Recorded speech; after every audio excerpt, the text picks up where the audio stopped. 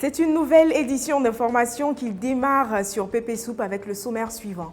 2000 francs CFA comme fonds de commerce. qu'aussi Dorcas a su faire preuve de patience et de détermination pour atteindre ses objectifs. La vente de Fargo à Didier Vie et ses réalités. Ce business visiblement fructueux en zone rurale ne l'est pas toujours. Et enfin, carrière footballistique ou école des beaux-arts. Dufin opte pour des pinceaux. 84-92. Bonsoir et bienvenue dans PP News. Avec un fonds de commerce d'une valeur de 2000 francs CFA, qu'aussi Dorcas a démarré sa vente d'articles féminins, notamment des vernis à ongles. Aujourd'hui, avec l'aide de sa mère, la jeune fille a pu étendre son commerce à la vente de serviettes hygiéniques, maquillage et dessous pour hommes.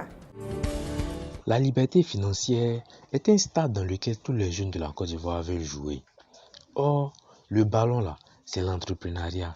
C'est-à-dire, pour atteindre cette liberté-là, il faut savoir entreprendre. Voici qu'aussi Dorcas, élève à temps plein et entrepreneur à ses heures perdues. Elle a commencé son bar là, il y a 1 an, avec seulement 2000 pour ses premiers achats. Bref, écoutons-la. L'idée m'est venue un jour comme ça. Il y a une marraine à moi qui a à peu près le même nom.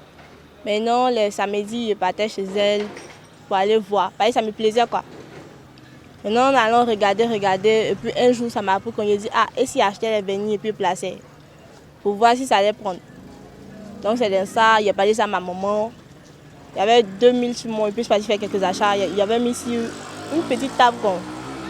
Maintenant, aujourd'hui, par la grâce de Dieu, l'idée est venue comme ça, mais Dieu m'a fait grâce aujourd'hui. Ici, c'est que fait. C'est concernant le marché. Voilà. Parfois ça marche pas. En tout cas. L'avenir du pays réside dans la compétence des jeunes d'aujourd'hui. On t'a pas dit de ne pas aller à l'école, mais pendant que tu attends les diplômes là, tu peux framponner une petite activité sur le côté. Est-ce que tu vois? Voilà. 15-83. Dans bien des zones rurales, l'un des combustibles principaux utilisés pour faire la cuisine est le bois. On se dit tout de suite que cela ferait un bon business pour celui qui voudrait investir dans ce domaine. Cependant, Florence, vendeuse de fagots à Didier Vie, nous montre une autre facette de ce business. Mercredi, jour de marché à Didierville. Voici la mère Florence, 43 ans et demi, mère de 5 enfants. Elle là, ça fait maintenant plus de 20 ans qu'elle répond présente sur la fiche d'échange du marché de Didierville.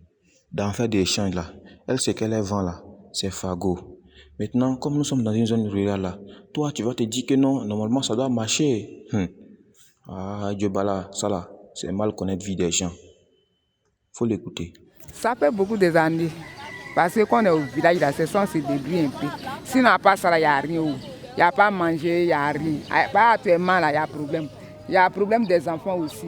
Par l'école, là, si ce n'est pas fait ça, il n'y a rien dedans. Donc, c'est débris dans ça. Il y a des fois, on vient, on paye. Il y a des fois, on vient, on ne paye pas. Mais comment tu vas faire? D'aller voler. Donc, c'est mieux de faire ça. Là. On se promène dans les forêts, là, pour chercher un peu, pour avoir mangé. Sinon, il n'y a rien. S'il peut nous aider, on n'a qu'à nous aider pour faire les choses. La mère Florence, femme battante et courageuse, soucieuse de l'avenir de ses enfants. Malgré le fait que les années passées se ressemblent direct marcheront dans l'eau là, elle laisse pas. En tout cas, la mère, force à toi. Voilà, un big up à toutes les femmes battantes. Voilà, donc là, c'est ça. 90-79-04. Carrière footballistique ou école des beaux-arts.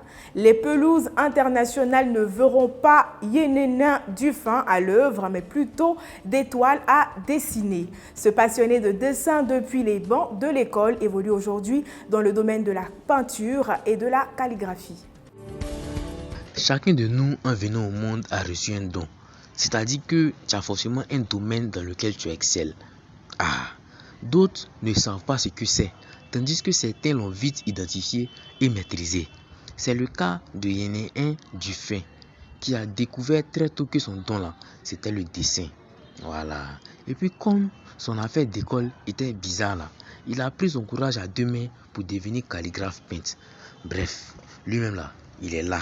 Il va mieux vous expliquer. Bon, par l'aide de ma famille, au niveau de l'école, je ne suis pas allé loin. Bon, j'ai eu le courage. J'avais le don du dessin et le don du foot. Mais le foot ne m'a pas envoyé de l'avant. Donc avec ce don-là, j'ai beaucoup amélioré ça et puis aujourd'hui, j'arrive à m'en sortir un peu dans ce que je fais. Non, je n'ai pas fait école des beaux-arts. Je ne suis même pas encore arrivé à ce niveau-là. Mais par les idées, la créativité de ce que je fais, j'ai quand même beaucoup travaillé un peu avec des crayons de couleur étant à la maison. Bon, tchè, voilà ça, hein. Le père guinéen d'un calligraphe dans la ville de Djiglo. Merci à vous d'avoir suivi ce numéro de PP News. Restez connectés. On revient tout à l'heure avec PP Course.